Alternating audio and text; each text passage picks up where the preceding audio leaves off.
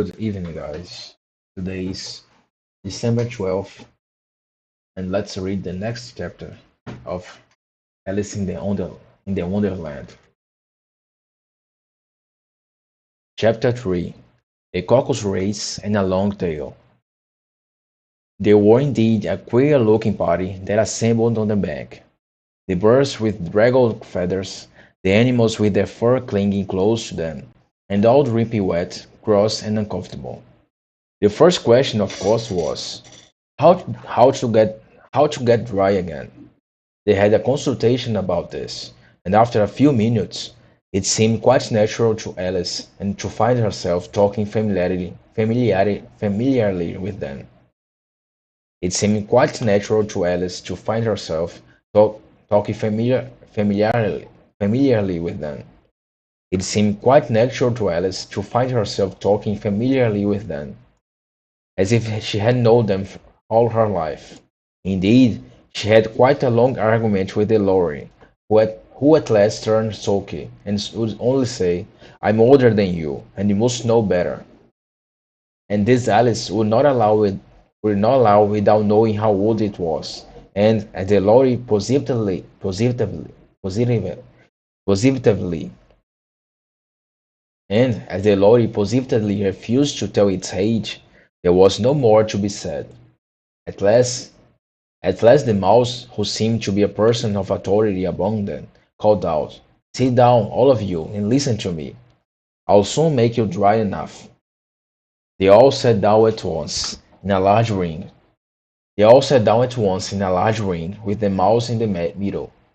Alice kept her eyes anxiously fixed on it, for she felt sure should catch a bad cold if it did not get dry very soon. "Ahem," said the mouse with an important air. "Are you all ready? This is the driest thing I know. This is the driest thing I know. Silence all round, if you please." William the Conqueror, whose cause was favored by the Pope, was soon submitted by the English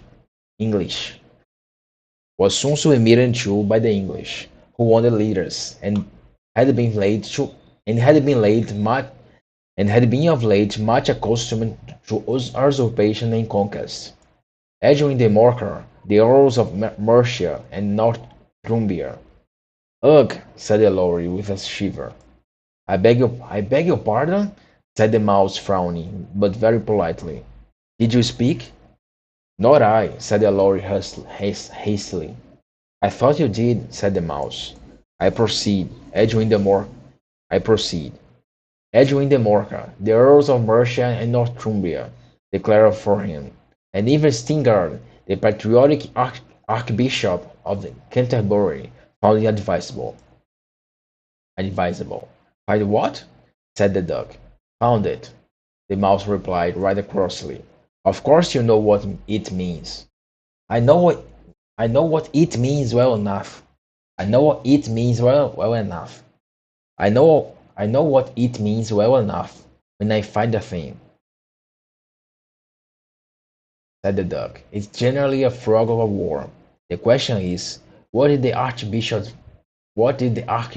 find?" "What did the archbishop find?" The mouse did not notice the question, but hurriedly went on.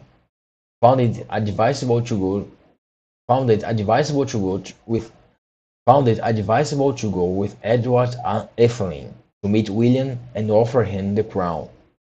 William's conduct at first was moderate, but the insolence of his Normans. How are you getting on? How are you getting on now, my dear?" it continued, turning to Alice as it spoke. "As wet as ever," said Alice in a melancholic tone. "It doesn't seem to dry me at all."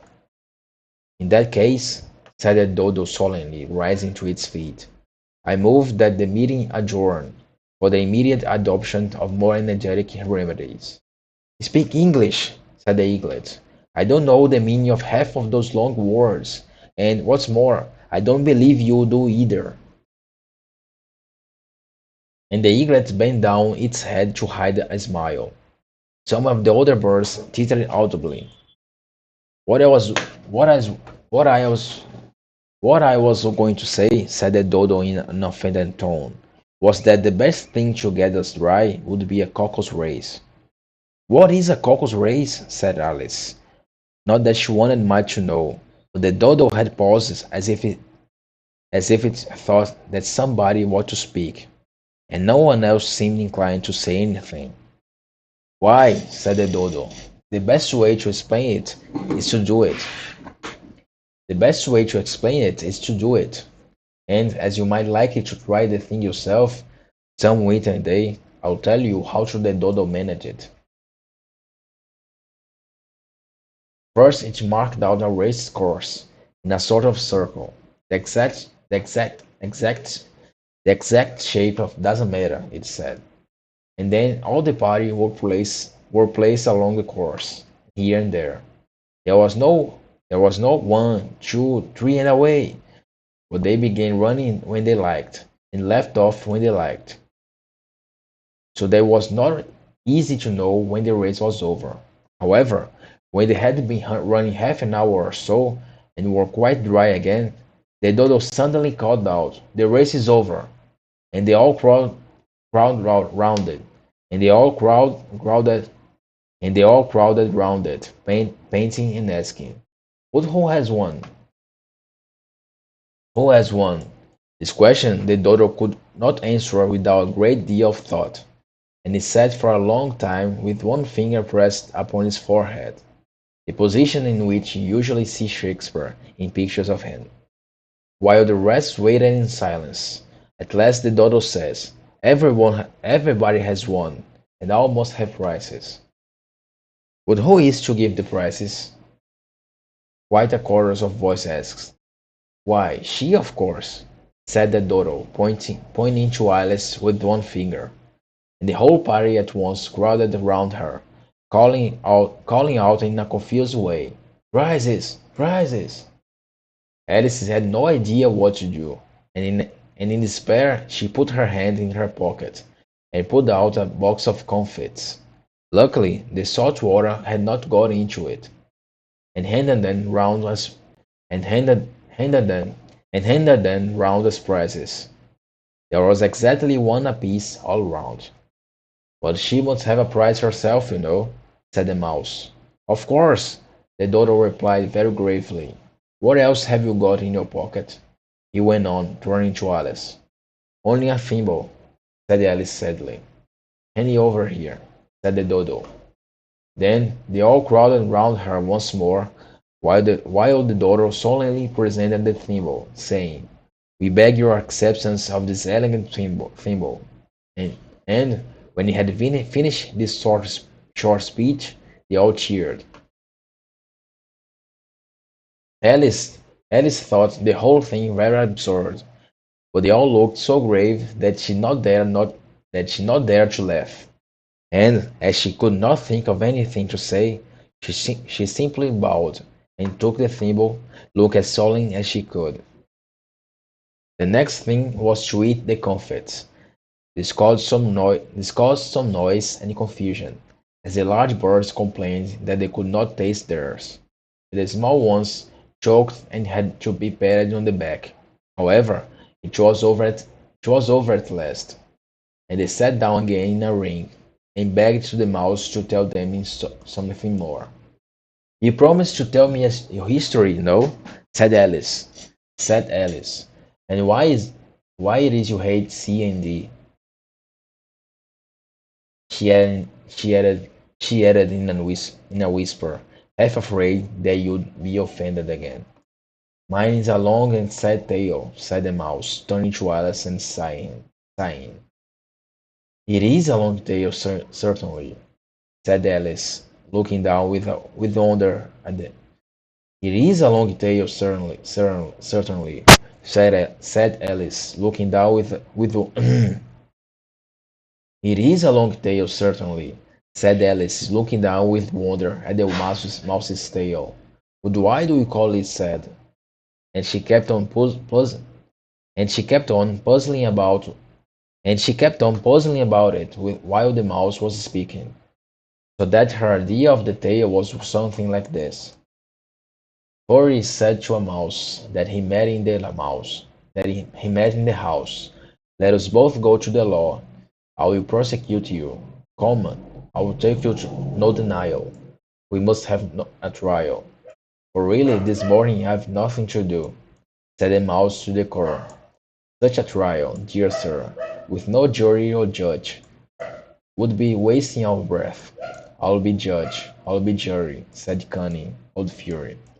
I'll try whole cause and condemn you to death. You are not attending. You are not attending, said the mouse to Alice severely. What are you thinking of? I beg your pardon, said Alice very humbly. You had got the fifth band. You have got the you have got to the fifth band, I think. I had not, cried the mouse sharply and very angrily. And not, said Alice, always ready to make herself useful, and looking anxiously about her. Oh, do let me help you to undo it.